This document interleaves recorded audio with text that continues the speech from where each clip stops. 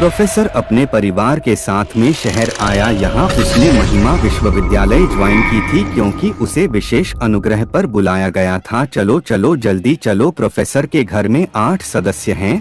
वह सभी एक नए घर को देखने के लिए निकले। यह घर शहर के एक पॉश इलाके में है। यह 2 मंजिला है। प्रोफेसर के परिवार में उसका भाई राजेश, उसकी पत्नी शिखा, राजेश की पत्नी मीना और उनके 5 बच्चे हैं। हृदय, सुधीर, धृति, आरुषि और शान आभूषण में सबसे छोटी है। वह 10 साल की ही है। बाकी सभी अभी कॉलेज जाते हैं। घर का मालिक मानव उन्हें घर दिखाने आया। बातों में उसने कहा, अगर आप लोग मेरे नौकरों का इस्तेमाल करता है तो उसका खर्चा अलग से लगेगा, जिसके लिए परिवार ने तुरंत मना कर दिया कि क्यों नहीं, बेवजह में खर्च नहीं बढ़ाने थे। शिखा और मीना सारा काम संभालेंगे और वैसे भी वह दूसरी मंजिल पर ही रहेंगे। घर के दरवाजे लकड़ी के बने हुए थे। खिड़कियों पर बाहर से रंग हुआ था। इस वजह से अंदर क्या हो रहा है वह बाहर से नहीं देखा जा सकता। बगीचे में फूल लगे हुए थे और उनकी देखभाल करने के लिए एक माली था जो कुछ दिनों के अंतराल पर आकर बगीचे की देखभाल कर जाता है। एक रसोइया है और एक साफ सफाई करने वाले नौकर की दोनों की सहायता लेने से मना कर देता है। उनके अलावा इस घर में 2 लोग और हैं। आरव नाम का लड़का जो अब पढ़ाई के साथ नौकरी कर रहे हो सीढ़ियों की दाईं और वाले कमरे में रहता है, और ओजस्वी नाम की लड़की जो भाई और रहती है। वह लोग रात को देर तक पढ़ते, इसलिए उनके लाइट जलती रहेगी। आप लोग नीचे नहीं आ सकते, मानव ने हिदायत देते हुए कहा। रात के समय पढ़ने के दौरान इधर उधर घूमते हैं। कई बार इस वजह से मैं नहीं चाहता कि कोई परेशानी और मेरे किराएदारों में आपसी विवाद हो। ठीक है। परिवार ने आराम से इस घर में रहने के लिए अपना सामान फैला लिया। यहाँ पहले से ही सारा फर्नीचर मौजूद था, इसलिए उन्हें अपनी चलाने की जरूरत नहीं पड़ी। सब कुछ कपड़े और बर्तन आदि थे जो इस्तेमाल करना। और शिखा खाना बनाकर 2 दिन तक तो पढ़ाने के लिए, फिर घर से निकलना बंद कर दिया। तभी से घर में अजीब सी घटनाएं होने लगी। उन्हें ऐसा लगता कि कोई रात को जोर जोर से आवाज से निकाल रहा है और टहल रहा है। उस घर में बहुत सी गोल कांच की खिड़कियां थी। जिस कमरे में प्रोफेसर अपनी पढ़ाई करवाता था उसमें पहले की किराएदारों की बहुत सी किताबें और सामान था। उसकी दीवारें कांच की बनी हुई थी। राजेश, मीना और शिखा का एक अलग अलग कमरा था। तीनों लड़के एक कमरे में थे और दोनों लड़के एक कमरे में। उनके गलियारे में कई बार छुट्टी आरुषि ने किसी को चलते देखा था, मगर कुछ समझ नहीं पाई। घटनाएं बढ़ने लगे। एक दिन तुझे बोलो खाना खाने बैठे थे तो अचानक खाने की मेज पर खाना बिखर गया और उस खाने से अपने आप अक्षर बने, यहाँ से भाग जाओ। उन्हें कुछ समझ नहीं आया। एक दिन उन्होंने देखा कि उन्होंने जो यहाँ आते समय नया वाला था वह मरा पड़ा है और बहुत बुरी हालत में, जिसे देखकर सभी बहुत डर गए। अब घर में अजीब सी होने लगी। वह लोग कई बार कमरों में अपने आप बंद हो जाते। कई बार आवाज देने पर भी उन्हें कोई सुनाई नहीं देता। कई बार उन्हें कई लोगों की आत्माएं दिखाने देने लगी।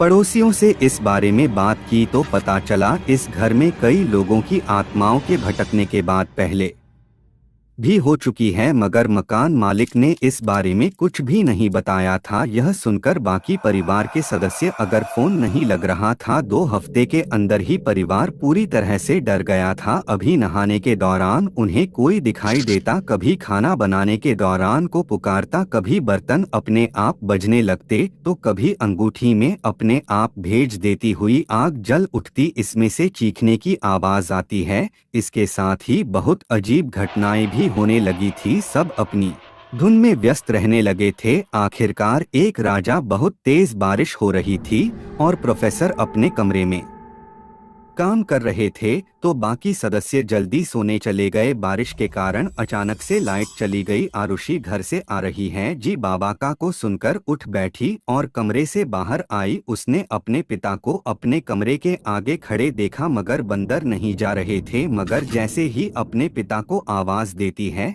इतने में उसे पीछे से अपने पिता आते हुए दिखाई दिए। तूने देखे? वह बहुत घबरा गई। सुधीर कमरे में नहीं था, जिसे देखने के लिए ईशान बाहर निकला तो आरुषि को अपने पास ना पाकर धृति उठी, वह दोनों आरुषि और सुधीर को ढूंढते हुए इधर उधर घूमते हुए नीचे आ गए। नीचे जमीन पर पड़ा दिखाई दिया। उन्होंने जाकर उसे उठाया तो देखा उसका पूरा मांस किसी ने सोच लिया है। वह बहुत घबरा गए और चलाते हुए ऊपर क्यों भागने लगे। तभी उन्हें चमकीली रेत दिखाई दी जो काली सुनहरी से रंग की थी। पूरे तुलना करने लगे, ऊपर जाने से रोकने, उठाकर दूर फेंक दिया। वह लोग चलाते हुए मदद करने लगे मगर कोई सुनने वाला नहीं था कि आहट पाकर आउट बैठे। मगर उसे बाहर का दरवाजा बंद कमरे में हृदय को सुधीर के पास से कुछ हलचल सुनाई दी तो वह उठ बैठा। उसे चद्दर के नीचे गिरता है पुकारते हुए सुधीर सुनाई दिया तो उसने चंद्र टक्कर देखा मगर वहां पर सुधीर नहीं था और एक आत्मा थी उस मगर इससे पहले को कुछ समझ पाता है, काली चमकीली रहता है और उसने हृदय को दीवार पर दे मारा और उसका सामान सोच लिया।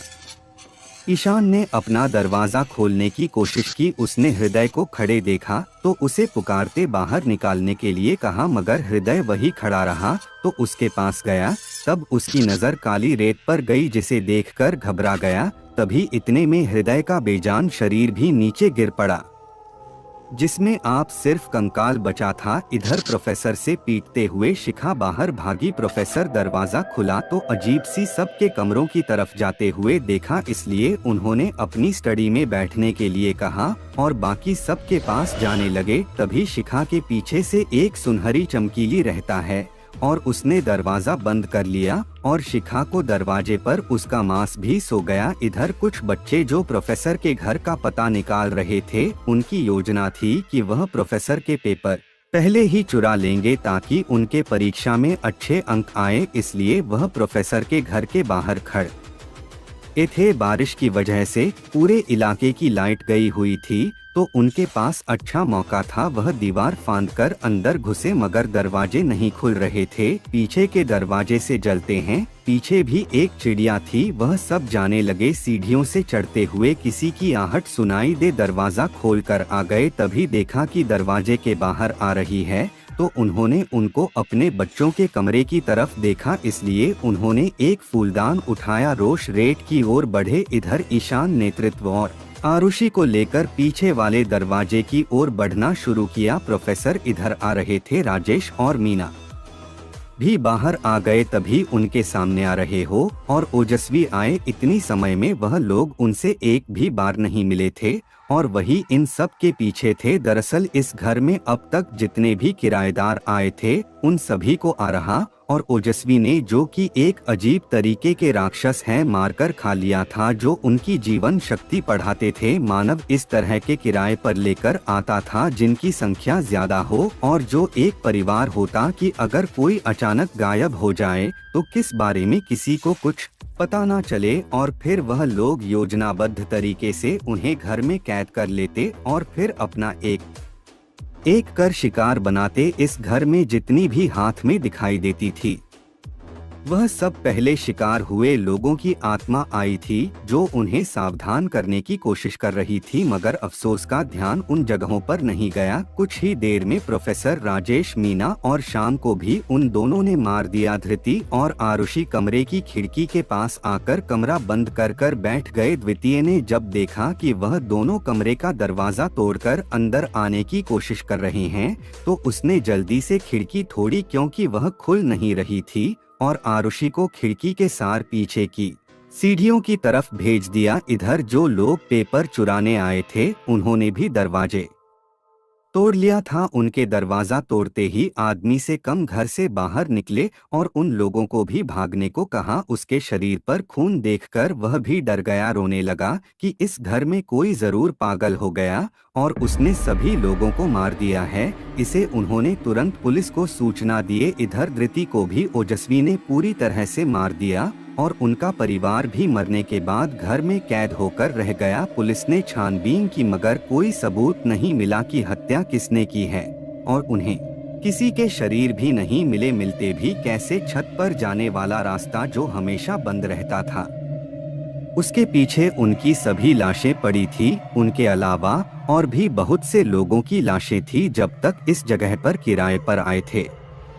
तो आशा करता हूँ कि आज की ये छोटी सी हॉरर स्टोरी आपको पसंद आई होगी। अगर पसंद आई है तो वीडियो को लाइक करके चैनल को सब्सक्राइब कर लेना। तो चलिए मिलते हैं नेक्स्ट वीडियो में एक नई स्टोरी के साथ। तब तक के लिए आप अपना ख्याल रखिएगा। धन्यवाद।